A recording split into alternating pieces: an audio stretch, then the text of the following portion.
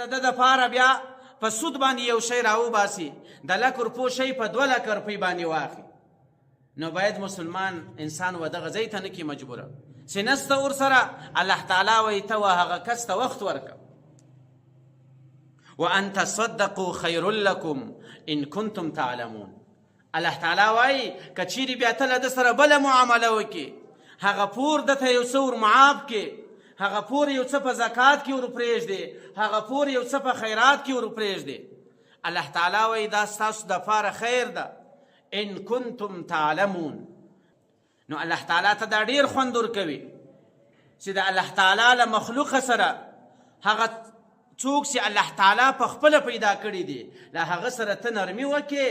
الله تعالی وایي زه به له تا سره په دنیا او په آخرت کې نرمي. که چیرې یو کس د یو انسان په سختو حالاتو کې، هغه د پریشانۍ په حالات کې وي، هغه د غم په حالاتو کې وي، دی له هغه سره ملګری سي، دی د هغه کومک وکړي، الله تعالی به دی د قیامت له هغه پریشانیو څخه، د قیامت د هغې سختې ورځې له تکلیفه څخه وساتي. نو د مؤمن علامه دا ده چې هغه به د بل مؤمن په هر شي کې خیال ساتي، لکه څنګه چې دته د خپلو شانو څومره ضرورت او څومره سوچ او فکر وي، داسې به له دې مؤمن سره د خپل ورور هم دا سوچ او فکر ورسره وي چې آیا زما په څنګ کې چې کوم همسایه دی، زما په څنګ کې چې کوم قریب دی، د هغه حالات څنګه دي، ما ته خو ډوډۍ رسېدلې ده، ما ته خو کتغ رسېدلی دی، چې آیا د څنګ همسایه به په نس باندې موړ وي او که یا ده به د ماښام نفقه پیدا کړې وي او که یا. د الله رسول فرمایي ومن یسر علی معسر یسر الله علیه فی الدنیا والآخره.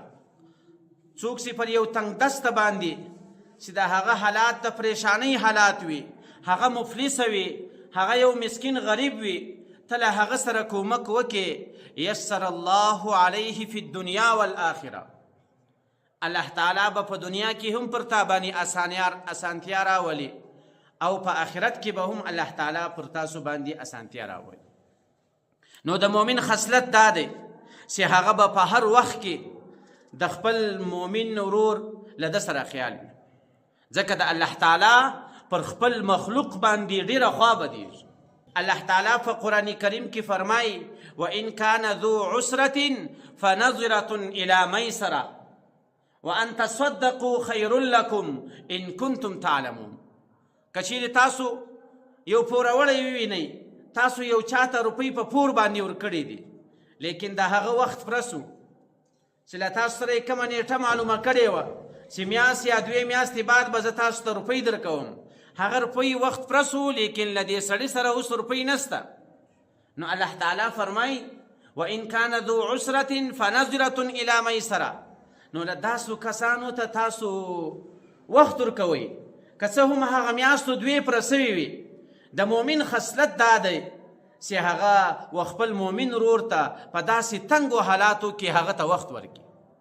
که څه هم شرعي مسله خو دا ده چې وخت پرسو ده و تا ته پور درکړی دی، ته له ده څخه خپل پور غوښتلی سې، په هر وخت کې غوښتلی سې، حتی دغه پوروړی انسان بندي کولی هم سي، لیکن مؤمن خاصه دا نه وي چې هغه باید د خپل ورور سره، له خپل قریبه سره، له یو مسلمان سره داسې خصلت وکړي چې هغه کس یا خیر ته واچوي یا یې ودې ته مجبوره کړي، هغه د ده دپاره بیا په سود باندې یو شی راوباسي، د 1,00,000 روپو شی په 2,00,000 روپۍ باندې واخلي.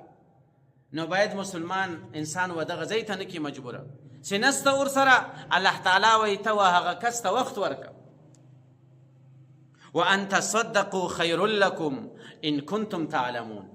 الله تعالی وایي که چیرې بیا ته له ده سره بله معامله وکړي، هغه پور دته یو څه ور معاف کړي، هغه پور یو څه په زکات کې ور پرېږدې، هغه پور یو څه په خیرات کې ور پرېږدې، الله تعالی وایي دا ستاسو دپاره خیر ده ان کنتم تعلمون.